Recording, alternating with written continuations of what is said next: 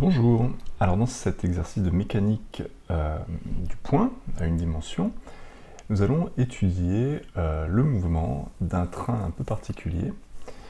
Cette étude nous permettra de voir deux choses un petit peu particulières. D'abord, on va tomber sur une équation différentielle qui ne va pas être linéaire. Et la très grande majorité des équations différentielles non linéaires, on n'est pas capable de trouver des solutions analytiques, mais celle-là, exceptionnellement, on aura bien une solution analytique. Donc on va voir ça, et puis on verra également qu'à un moment donné, on va chercher une grandeur, et qu'on ne pourra pas trouver cette grandeur de manière analytique. Et donc il va falloir faire une résolution numérique de cette équation qui n'est pas une équation différentielle. Donc on va voir ça. Alors donc ici, le système ça va être un train, et c'est un train qui est un maglev.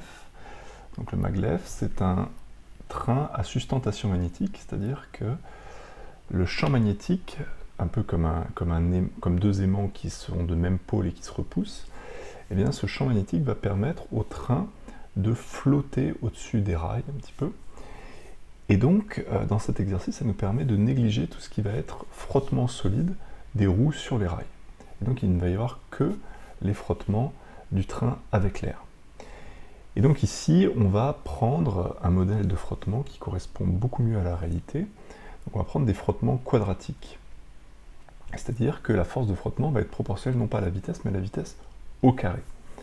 Et donc la plupart du temps, lorsque des objets se déplacent dans l'air, eh bien c'est effectivement cette force-là qui est mieux adaptée, qui décrit mieux la réalité.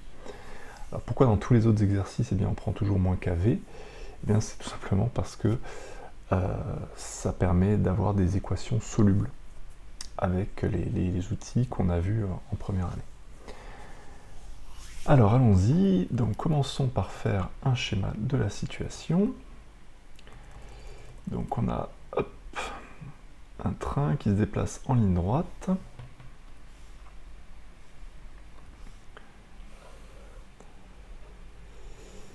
Et donc je ne vais pas faire de roue sur ce train.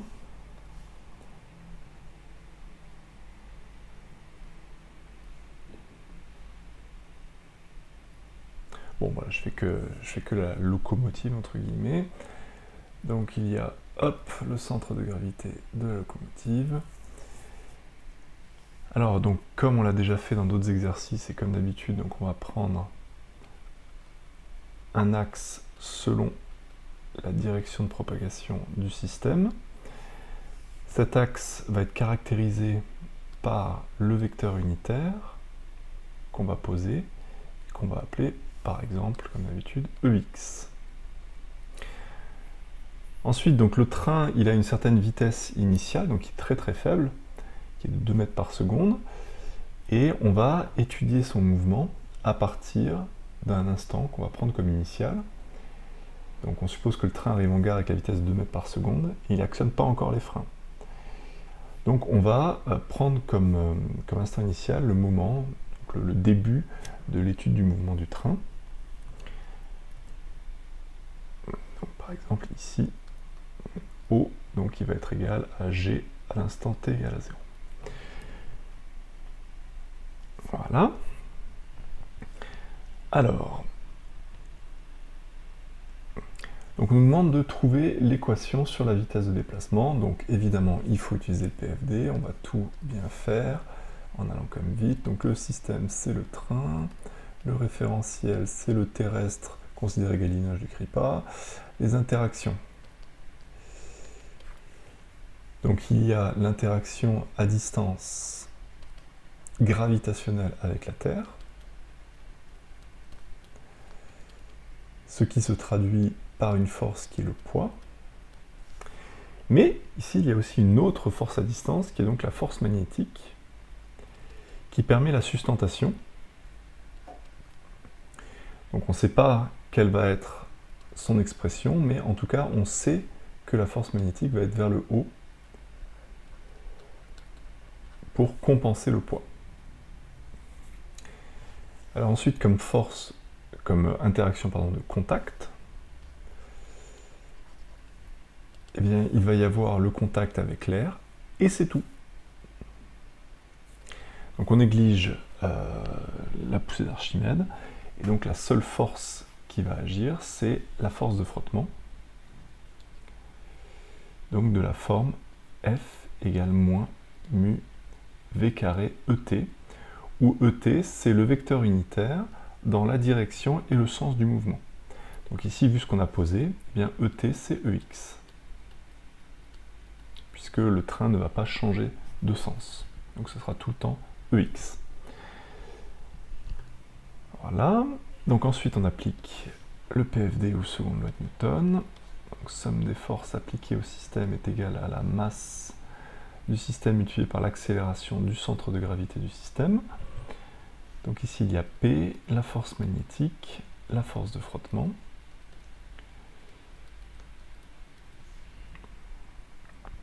Ensuite, on projette. Donc on va évidemment projeter sur EX, ce qui donne pour le poids 0, pour la force magnétique 0. Et donc la force ici de frottement, avant de projeter, je vais peut-être l'écrire, donc c'est mg plus fm moins mu v carré ex. Voilà, donc quand on projette, eh bien c'est très simple, vu que la force s'exprime directement en fonction du vecteur unitaire ex, eh bien la projection c'est juste entre guillemets ce qu'il y a devant, donc ça va être moins mu v carré est égal à m fois l'accélération selon x. Puisqu'ici, l'accélération, c'est un vecteur inconnu, donc sa projection, c'est juste sa composante. Alors, on a deux inconnus, on a la vitesse du train à l'instant t et son accélération horizontale à l'instant t. Donc, il faut relier les deux pour n'avoir plus qu'une seule inconnue. Alors là, il y a une petite subtilité, c'est que là, on a la norme de la vitesse. Et alors que là, on a l'accélération selon x. Et ce qu'on sait, c'est que l'accélération selon x, c'est la dérivée temporelle de la vitesse selon x. Ce qui n'est pas forcément la norme de la vitesse. Ça ne va pas être la norme de la vitesse lorsque la vitesse possède plusieurs composantes. À ce moment-là, il faut faire Pythagore, ça va être la racine de vx carré plus vy carré plus vz carré.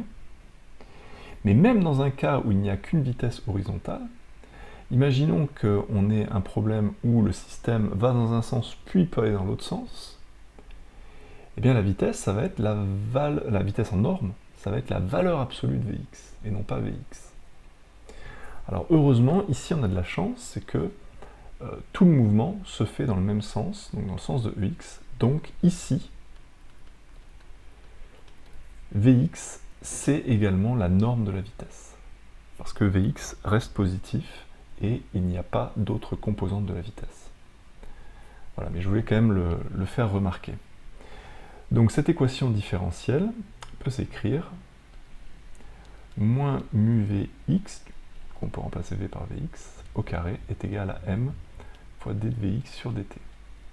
Et donc si je mets tout du même côté, donc tout ce qui contient les inconnus ici qui est Vx, ça nous fait d de Vx sur dt plus mu sur m bx carré est égal à 0. Donc voilà l'équation différentielle, et cette équation différentielle, elle n'a pas de second membre, elle est homogène, mais elle est non linéaire parce que, eh bien, il y a un carré sur Vx.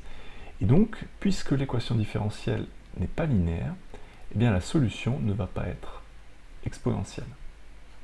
Ça ne marche pas. Vous pouvez essayer, là vous aurez une exponentielle RT, mais là vous aurez une exponentielle 2RT. Donc ces deux termes ne peuvent jamais se compenser, et donc l'équation ne peut jamais être vérifiée.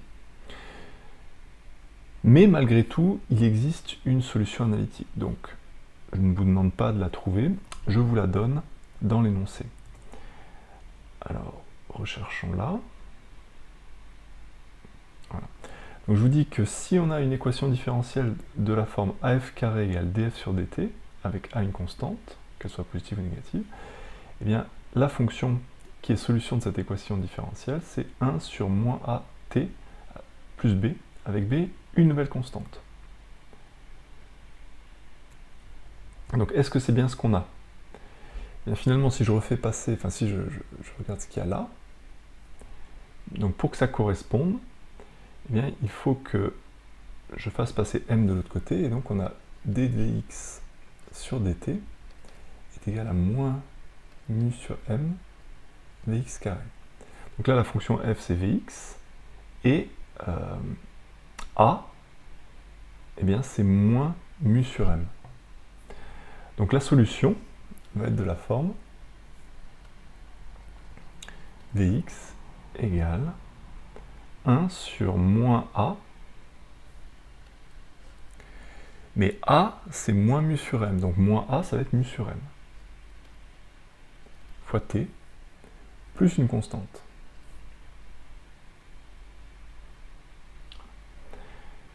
Donc ça, c'est la solution la plus générale de cette équation différentielle, mais il reste cette constante à déterminer.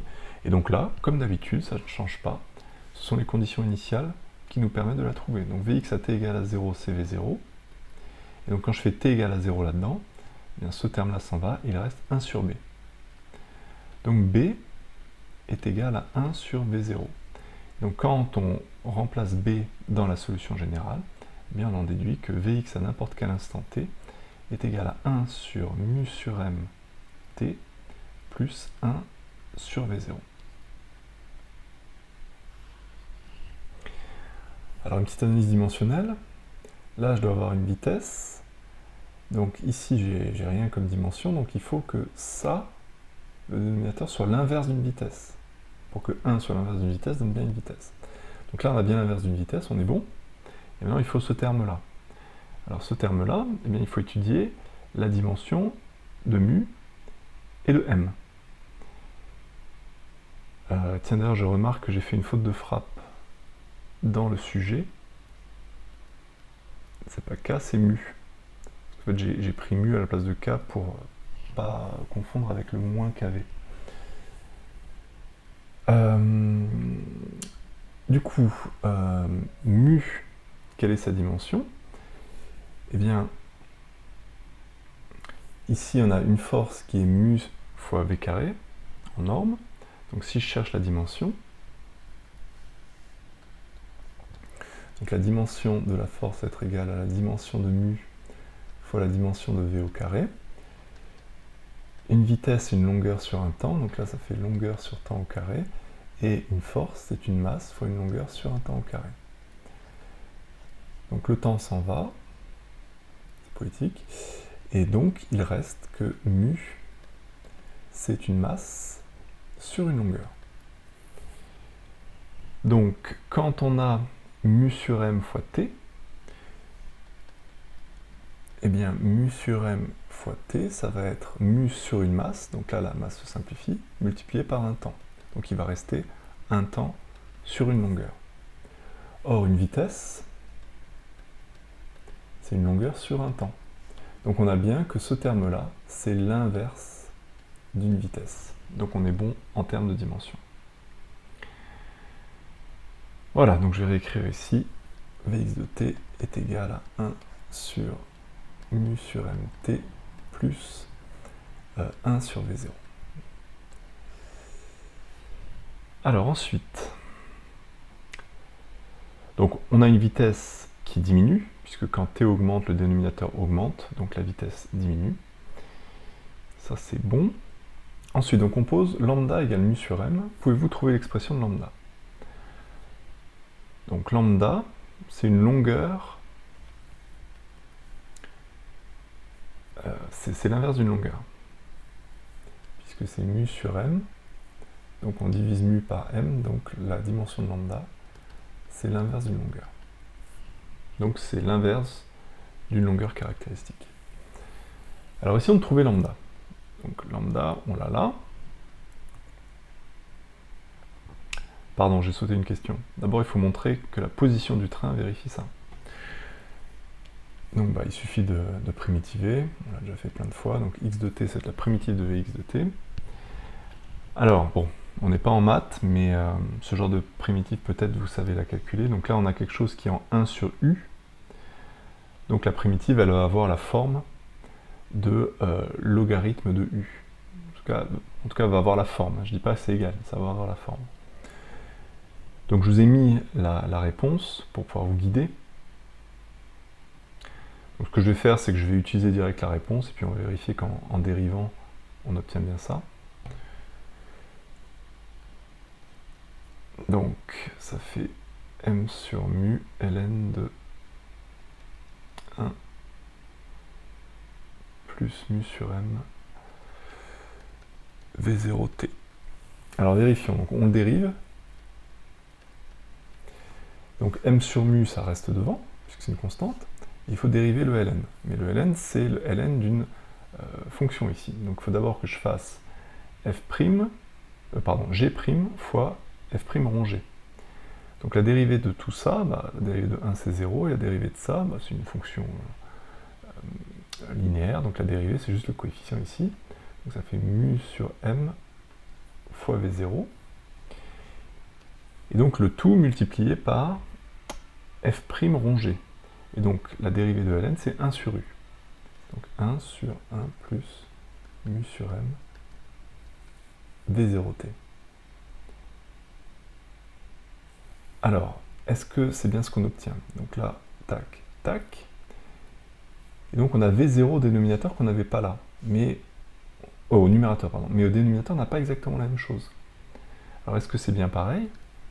Bah oui, parce que si je mets v0 en facteur, donc là je mets v0 en facteur, donc du coup là il y aura 1 sur v0, et là puisque je l'ai mis en facteur, il n'y sera plus. Tac, tac, et donc il reste 1 sur ça, et donc c'est bien la même chose. Donc on a bien x de t, qui est cette expression-là. Voilà. Et donc je reviens à lambda. Donc lambda il est où? Eh bien il est là, et il est là. On peut écrire x de t sous la forme 1 sur lambda, logarithme de 1 plus lambda v0t. On nous dit dans l'énoncé que le train parcourt une distance de 95 mètres en 50 secondes. Donc si j'appelle d 95 mètres et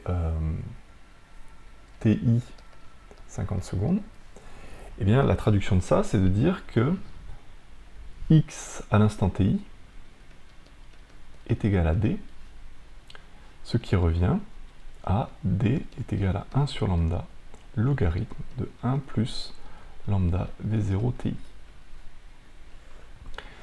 Donc ici on connaît d, on connaît v0, on connaît ti, et donc il n'y a que lambda comme inconnu.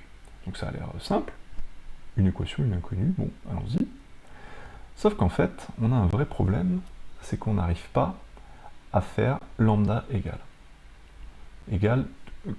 une expression avec tous les autres paramètres.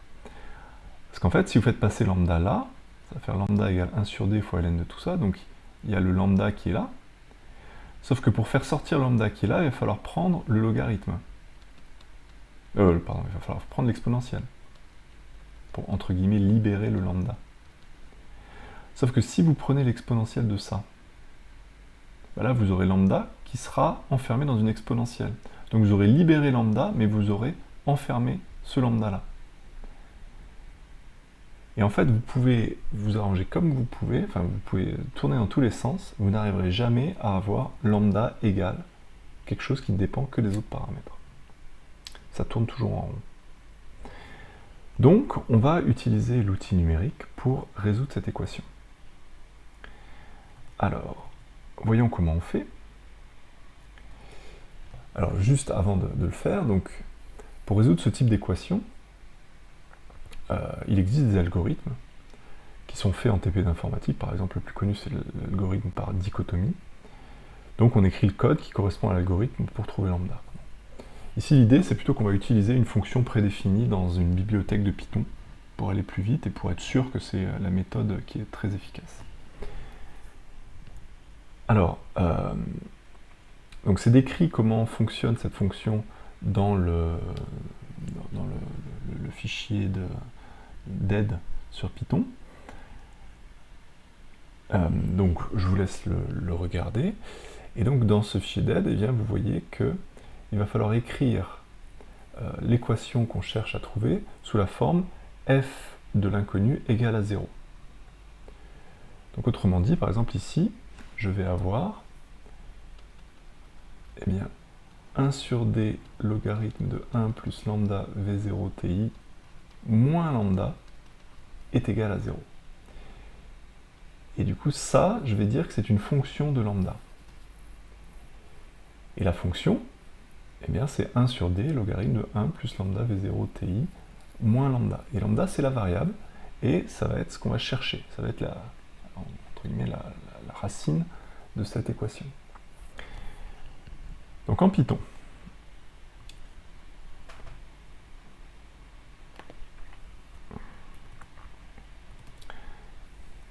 alors donc on est ici, je vais rentrer les paramètres, et puis ensuite donc je vais écrire la fonction qui va décrire l'équation. Alors quand je l'ai préparé, j'avais pas exactement la même fonction, donc je vais l'écrire de telle sorte à ce que ça corresponde à ce que je viens d'écrire. Et donc pour bien que vous compreniez l'idée, c'est que la variable, en fait, c'est une variable qui est muette. Je peux l'appeler comme je veux. C'est juste pour définir la fonction. Donc c'est pour ça qu'ici, j'ai fait exprès d'appeler ça fonction de x. Avec x, pour nous, qui va être lambda. Alors allons-y. Donc c'est 1 sur d logarithme. Donc 1 sur d fois logarithme de 1 plus lambda, donc x, v0 fois ti, moins lambda, donc moins x, est égal à 0. J'espère ne pas avoir fait de bêtises. Non, je pense pas. Voilà donc la fonction qui est définie. Et donc pour résoudre cette équation, eh bien on va utiliser la fonction qui s'appelle fsolve dans la bibliothèque Python, dans la sous-bibliothèque de SciPy, donc la bibliothèque Optimize, que j'ai noté SO, donc SciPy Optimize. Et donc dans cette bibliothèque, on va appeler fsolve. Et donc ici, bah voilà, lambda magnétique est égal à SO fsolve.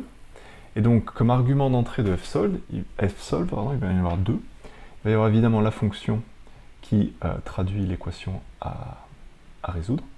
Et puis un deuxième argument qui va en fait être en quelque sorte le point de départ de la résolution de l'équation. Parce que donc ça va être une récurrence qui va permettre au fur et à mesure de se rapprocher de la solution numérique qui tend vers la solution. Et donc, dans cet exercice, je vous avais donné la valeur approximative pour que vous puissiez savoir en fait ce qu'il fallait mettre dans fsolve. Donc on va mettre 10-3 parce que c'est ce que je vous ai donné. Voilà, et on va lancer. Donc la distance d'arrêt, ah oui ça c'est pour après ça. Donc on va lancer ça. Et donc lambda magnétique, ça vaut 1,07 10-3. Donc c'est bien quelque chose proche de 1 10-3. Alors, qu'est-ce que ça aurait donné si j'avais pas pris le même point de départ? Par exemple 10-4. Donc je relance.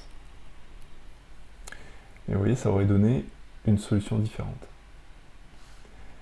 Donc c'est un petit peu le problème, c'est que si vous commencez avec une valeur qui est très éloignée de la vraie valeur, eh bien vous pouvez avoir un résultat qui est incohérent. Si je partais de 1 10-2, eh bien là par contre on a encore la bonne valeur. Si je pars de 0,1, on a encore la bonne valeur. Vous voyez, si j'étais parti 10-4, j'aurais pas eu la bonne valeur. Donc c'est 1,07 10-3.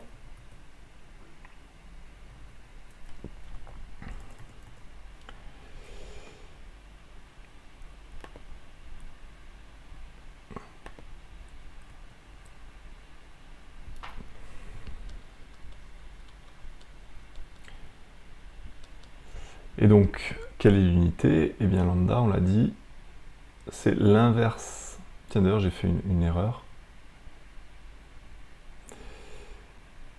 Attendez, c'est sur M. Ouais, c'est L-1, donc c'est l'inverse d'une longueur.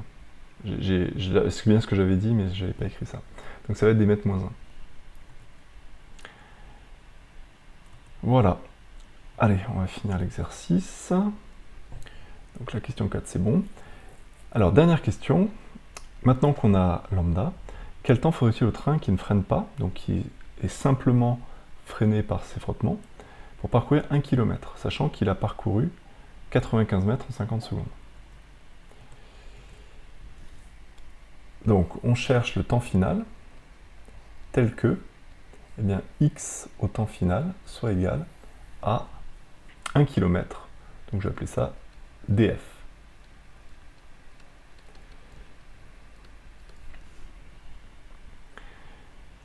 Alors, bien, je connais x en fonction du temps. Donc, en fait, c'est très simple. Je remplace x par df est égal à 1 sur lambda logarithme de 1 plus lambda v0 fois tf. Et donc cette fois-ci, je vais pouvoir inverser mon équation pour avoir tf, parce que tf il est que dans le logarithme, donc là j'aurai pas le même problème que lambda. Donc ça fait lambda df est égal au logarithme, on prend l'exponentielle, ça fait exponentielle lambda df, ici il n'y a pas de moins pour une fois, est égal à 1 plus lambda v0 fois tf, et donc on en déduit que tf, eh bien ça va être égal à exponentielle lambda df moins 1 sur lambda v0. Donc désormais, on connaît tout. Du coup, le résultat, c'est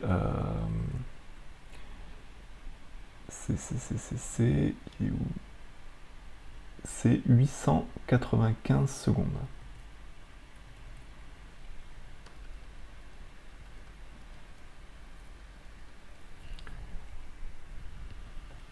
Donc c'est beaucoup, mais c'est normal puisqu'il va à 2 mètres par seconde, donc c'est vraiment très lent, c'est quelqu'un qui marche quoi, quasiment.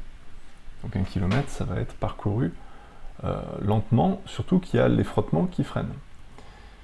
Alors d'ailleurs, la dernière question, quel serait ce temps s'il n'y avait pas de frottement?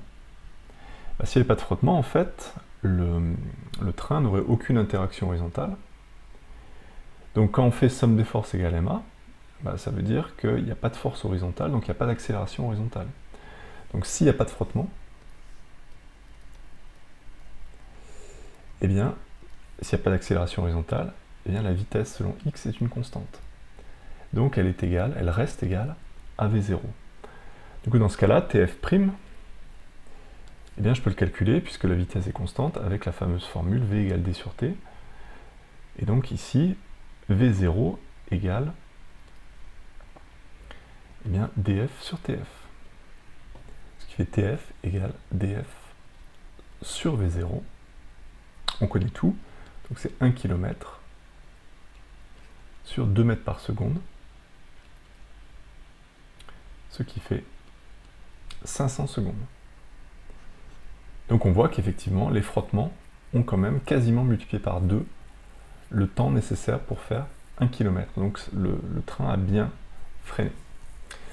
Voilà, mais l'idée c'était surtout travailler sur cette équation différentielle un peu originale et sur la résolution d'une équation qu'on n'est pas capable de trouver analytiquement.